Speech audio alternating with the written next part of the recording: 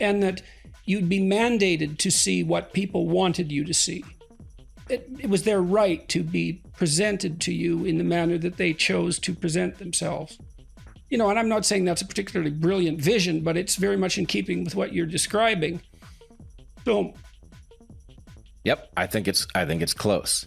But if you imagine then that an online world in which effectively we can all be equal tomorrow, as long as we say that that's the objective, and we can all present as we want, and others can be forced to adhere to it or be thrown off of whatever discussion, then all of this begins to make a great deal of sense. And so I'm wondering if we are not, in effect, in a kind of civil war between those for whom the real world has primacy and those for whom the online world has primacy. And if that's not the fundamental nature of the battle.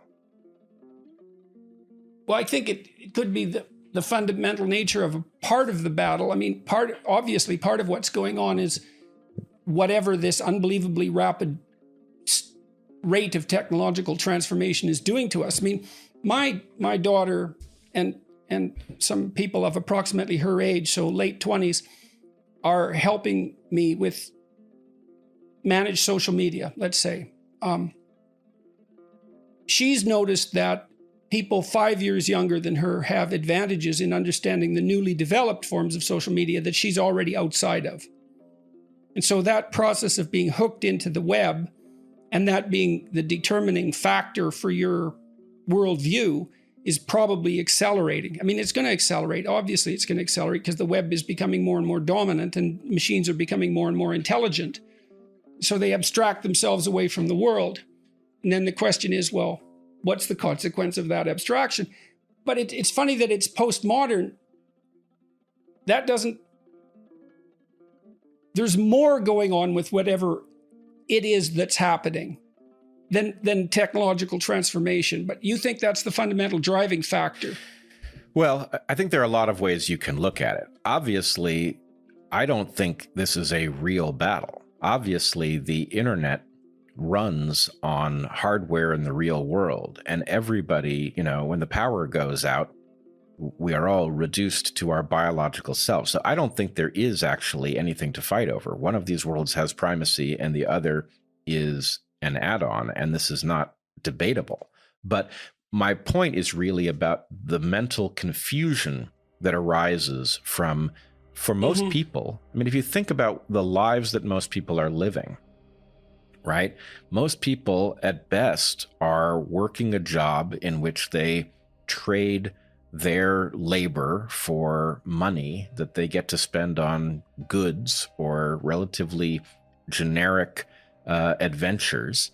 And the part of their life that is interesting and compelling is, the internet, over which they range freely and engage in battle, and, they fall in love increasingly and whatever else they do. And so my point is that is a distortion developmentally. It misleads the mind into misunderstanding what is necessary. If you take the postmodern rules of the internet and you now impose them on politics in the real world, you get crises. You get the basic structure of civilization coming apart in front of our eyes, which I really believe that it is, right? With the homelessness crisis in the US, for example, is jaw-dropping. And we have a particularly acute crisis on the West Coast in the US that appears to be the result of people being utterly compelled of their own political beliefs to an extent that even as those beliefs are failing around them visibly, they just double down. So imagining that people who think the internet has primacy are now exerting a force to correct the real world in the direction of their naive internet understanding of things are in danger of crashing the aircraft. And in some sense, people like you and me are responding to what they're saying about how we should restructure the real world and saying, that doesn't make sense. It won't work. it is going to put us in grave danger. It is going to disrupt essential things. And, there are those who can hear us, and we are popular with those who can hear us. And then there are those who regard our pointing out the obvious as a danger to their program, who are intent on silencing us. And I had thought about this obsession with identity from a developmental perspective too.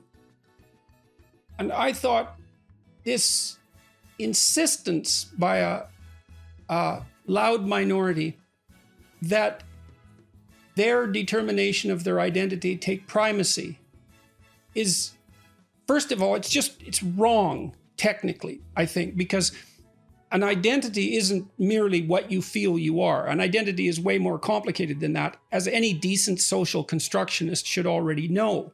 An identity is a role, a set of complex roles that you negotiate with other people so that you can thrive across a very long span of time. And it can't be something that you impose on other people, because then they won't cooperate with you. Now, you might say that you have a right to impose certain aspects of it on other people, and you could have a reasonable debate about that, but identity is definitely not merely what you feel it is, and it's certainly not merely what you feel it is moment to moment. That identity is actually much more like that of a 3 or 4-year-old child. And I mean this technically, it's not an insult. So when you're a child, you pick up one identity after another and play with them. So for example, my granddaughter, who's about 3 at the moment, if you ask her who she is, she has 2 names, a first name and a second name, and her dad calls her by her second name and her mom calls her by her first name. So she's Ellie or Scarlett, and she's fine with either of those. But she's also Pocahontas. And if you ask her whether she's Ellie or Scarlett or Pocahontas, she will say Pocahontas. And she has said that for 8 months. It's amazing. It's been that persistent in a child of that age. It's quite remarkable. But what she's doing is playing, and girls will play to be boys at that age, and boys will play to be girls. And they play with multitudinous identities, and then they settle into one. So then the question is, what if you disrupt that play? That's fantasy play. And then another question might be, well, what if you disrupt it with technology?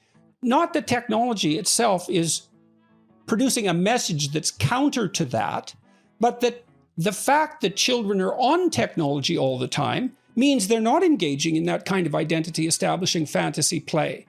And then you might say, well, maybe what you see happening in that case is that it bursts out in late adolescence.